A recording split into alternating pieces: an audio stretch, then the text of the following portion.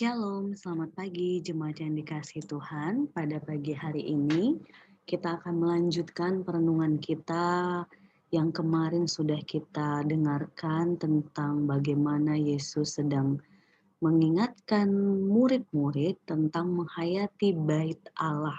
Bukan sekedar gedungnya, tetapi spiritualitas, yaitu Allah dengan segala kehendaknya, itulah yang menjadi pusat dalam diri kita, kehidupan kita. Nah, lanjutan dari penjelasan Yesus kepada murid-murid, Tuhan menggambarkan bagaimana murid-murid akan menghadapi penderitaan. Konteksnya ketika mereka bertanya kapankah itu terjadi, yaitu konteks bait Allah itu akan hancur gitu. Dan Tuhan memberikan penjabaran yang sangat detail di mana Tuhan mengingatkan waspadalah supaya jangan disesatkan, lalu mengingatkan agar akan ada banyak peperangan, pemberontakan, bangsa melawan bangsa, gempa bumi.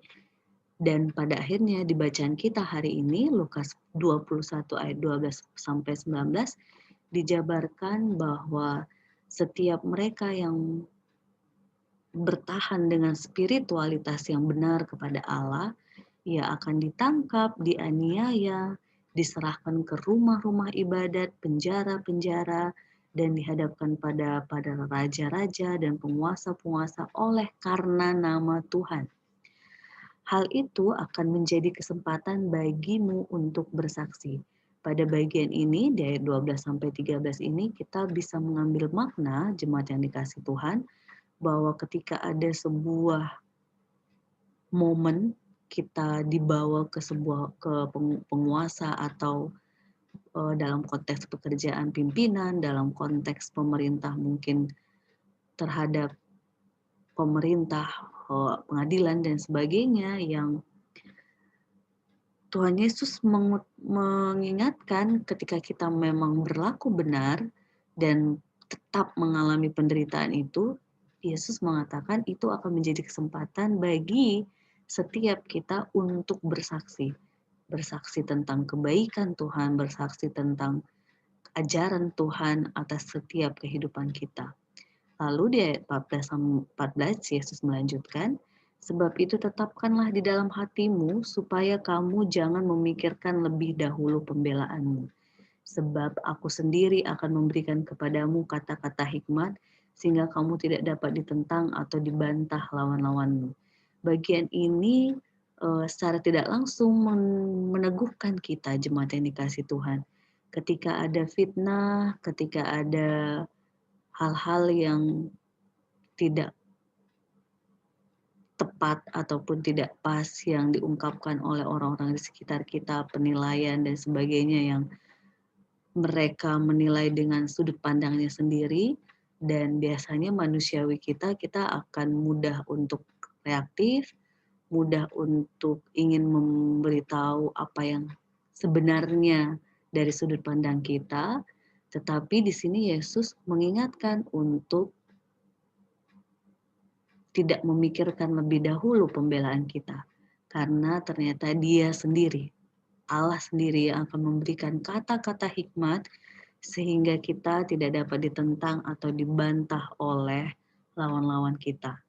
Di ayat 16 sampai 17, Yesus menegaskan bahwa ketika kita menghidupi spiritualitas kita kepada Allah, kita akan diserahkan oleh orang terdekat. Bayangkan jemaat yang dikasihi Tuhan, orang tua, saudara, kaum keluarga, sahabat, dan beberapa di antara kita akan dibunuh dan akan dibenci semua orang oleh karena nama Tuhan.